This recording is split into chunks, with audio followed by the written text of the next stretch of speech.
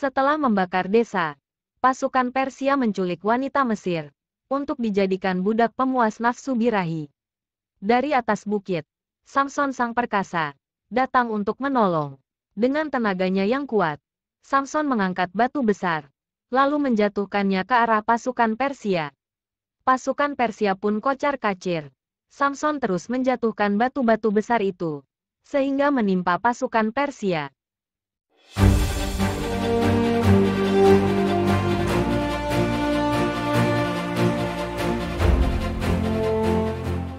Samson segera turun dan menghajar sisa pasukan Persia. Pertarungan sengit pun terjadi. Samson mengangkat batu penggiling gandum, lalu menjatuhkan batu ke arah kepala pasukan Persia, hingga tertimpa dan mati.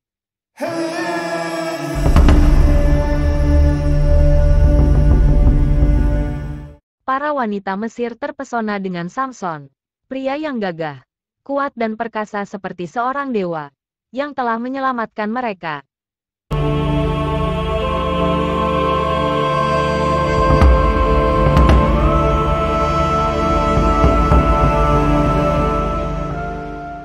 Samson mengantar para wanita kembali ke desanya. Mereka gotong royong mengubur mayat para penduduk desa. Samson sangat bersedih. Dia marah atas ketidakpedulian Raja Mesir, membiarkan prajurit Persia menjarah desa-desa tanpa melakukan perlawanan. Dengan penuh kesedihan, Samson membakar mayat para penduduk desa.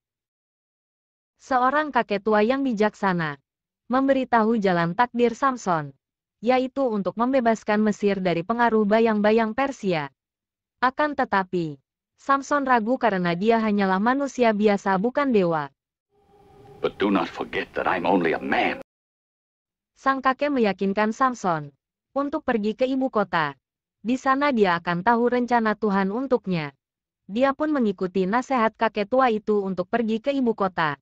Sarah yang mengetahui rencana Samson mengajak adiknya Nefertiti untuk ikut ke ibu kota, menemui Pangeran Ramses, dan meminta bantuan, karena semua penduduk telah tewas.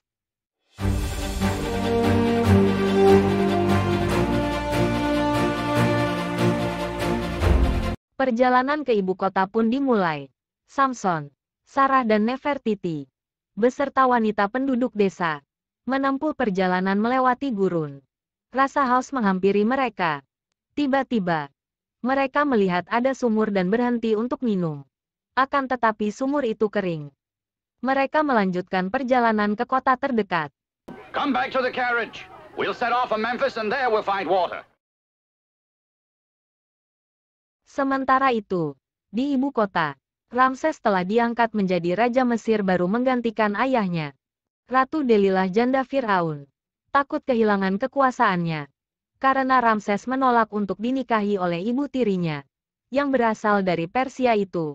Usut punya usut ternyata Ramses memiliki kekasih wanita lain di desa, yaitu Nefertiti, membuat Ratu Delilah murka.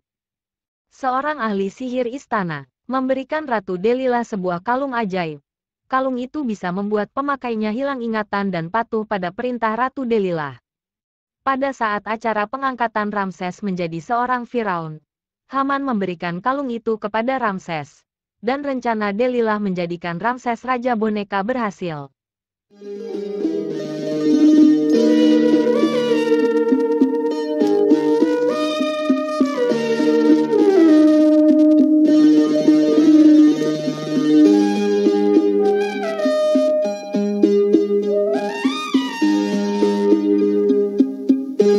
Rombongan Samson telah kehabisan air, membuat anak kecil dan para wanita Mesir kehausan.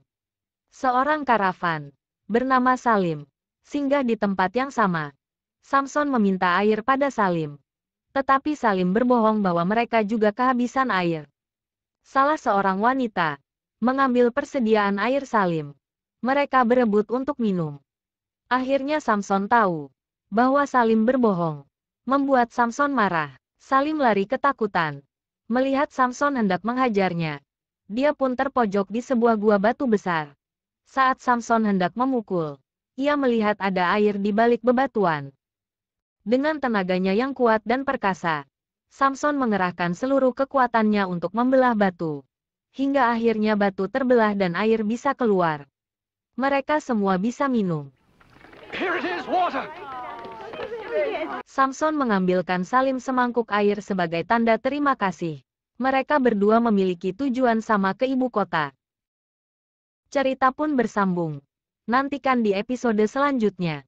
Terima kasih. Bankai Senbon Zakura Kageyoshi